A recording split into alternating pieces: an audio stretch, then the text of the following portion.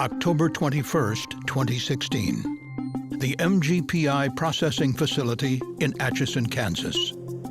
An unintended chemical reaction resulted in a dense cloud containing toxic chlorine gas and other chemicals that drifted into the community, leaving over 140 people with reported injuries.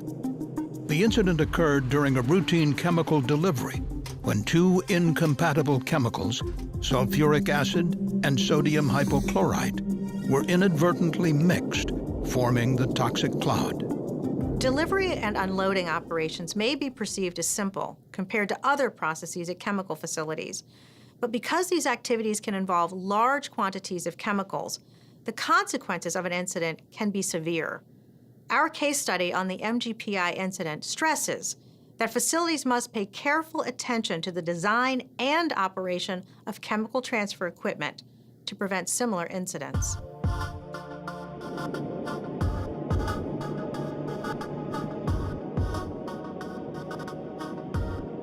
The MGPI facility produces distilled spirits, specialty wheat proteins, and starches. The incident occurred in a section of the plant that uses sodium hypochlorite, or bleach, as well as sulfuric acid. These two chemicals, when combined, can form chlorine gas and other chemical compounds. On the morning of the incident, a truck from a chemical distribution company, Harcross Chemicals, arrived at MGPI to complete a routine delivery of sulfuric acid. After reviewing paperwork in the control room, an MGPI facility operator escorted the driver to a locked loading area.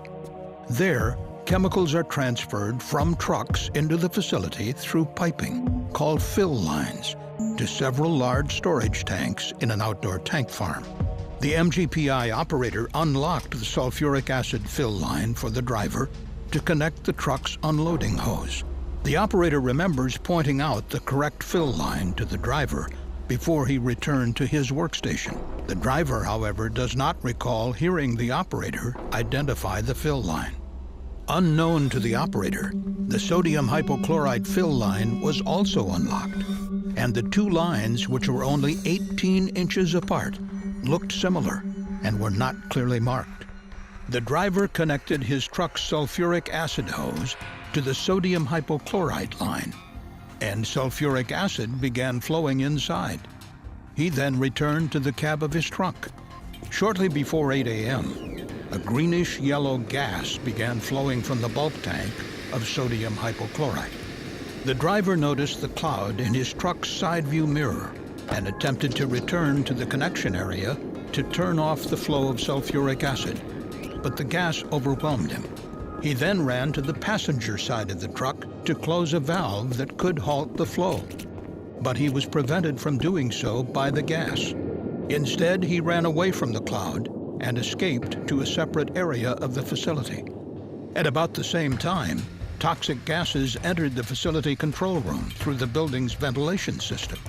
MGPI operators preparing for shift change in the control room were immediately overcome by the toxic gas. Because the operators had a practice of locking respirators between shifts, some were unable to access their respirators before evacuating the building. With no other way to stop the flow other than closing manual valves on the fill line or truck, or by triggering one of the truck's emergency shutoffs, the sulfuric acid continued to enter the sodium hypochlorite tank for nearly 45 minutes until emergency responders shut down the flow. Approximately 4,000 gallons of sulfuric acid combined with 5,800 gallons of sodium hypochlorite, causing a large, dense cloud containing chlorine gas, which soon drifted off-site. MGPI employees were evacuated from the site, and 11,000 Atchison citizens were advised to either shelter in place or evacuate. Over 140 people, including MGPI employees, emergency responders, the truck driver, and members of the public, sought medical attention, some requiring hospitalization. Chemical distribution takes place on a massive scale in the United States. According to a study by the National Association of Chemical Distributors, more than 39.9 million tons of product were delivered to customers every 8.4 seconds in 2016. The CSB is concerned that there are many opportunities for incidents like the one at MGPI to occur. John Hennigan is director of the Pipeline and Hazardous Materials Safety Administration's Hazardous Materials Safety Southern Region Enforcement Office. According to our data from 2014 through 2017, unloading incidents involving hose connections to incorrect tanks occur frequently. These incidents are often quite serious because of the large amount of chemicals involved. Most commonly, the incidents involve compatible materials and result in tank overfills. Incidents similar to the one at MGPI, where two incompatible materials are inadvertently mixed and result in a chemical reaction, occur less often, but are nonetheless problematic. Since 2014, 8 incidents similar to MGPI have occurred. These incidents resulted in 44 injuries and the evacuation of 846 people. In its case study on the MGPI incident, the CSB identified several human factors deficiencies, which influenced how the operator and driver interacted with the chemical transfer equipment. Chemical facility operators and delivery drivers often work directly with chemical transfer equipment for loading and unloading operations. The study of human interactions with process equipment, called human factors, should be carefully considered when identifying hazards, particularly because chemical delivery drivers may not be familiar with the facility's equipment.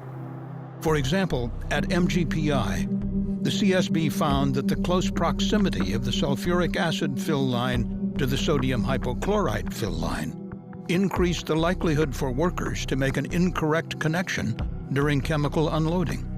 The CSB also discovered that the two fill lines looked and functioned identically, using the same type of connections. Lastly, the CSB found that of the 5 fill lines in the unloading area, only one was labeled at the point where the hose connected. A key lesson from our case study is for facilities to evaluate chemical unloading equipment and processes, and implement safeguards to reduce the likelihood of an incident. This should be done while taking into account human factors issues that could impact how facility operators and drivers interact with that equipment. This can include physically separating fill lines by a discernible distance, selecting hose couplings and fill line connections with unique shapes or colors for each type of chemical, and ensuring that fill lines are properly labeled. Also during its investigation, the CSB found that at the time of the incident, MGPI did not have instrumentation that could automatically shut down the transfer of chemicals from the unloading area in the event of a process deviation. Since the only ways to shut down the transfer of sulfuric acid to the sodium hypochlorite tank required human interaction and were located within areas affected by the release, there was no way for workers without proper personal protective gear to stop the flow once it began.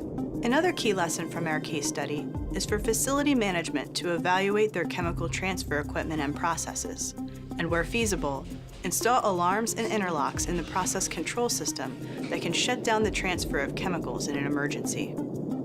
Finally, the CSB found that MGPI's procedures were not aligned with their work practices. On the day of the incident, the operator was not present when the transfer hose was connected to the fill line. Even though the company's procedures state that operators must verify the connection and that the operator should be the one to open the fill line valve. But the CSB discovered that some operators were not aware of these steps in the procedures and that it was their practice to have drivers open the fill line valve, thinking this would be safer, since drivers wear personal protective equipment in the event of a release. A third key lesson from our case study is for facilities to work with chemical distributors to conduct a risk assessment and then develop and agree upon procedures for chemical unloading to ensure responsibilities are clearly defined. As the MGPI incident demonstrates, although unloading operations are relatively simple compared to many of the complex processes taking place at chemical facilities, the consequences can greatly impact workers and surrounding communities due to the large amounts of chemicals transferred during deliveries. Chemicals are transported and delivered every day all around us. Because these deliveries are so common, the CSB strongly urges the managers of facilities and distributors to review and adopt the key lessons from our case study and work together to prevent future incidents like the one at MGPI. Thank you for watching the CSB safety video. For more information on the CSB's investigation, please visit csb.gov.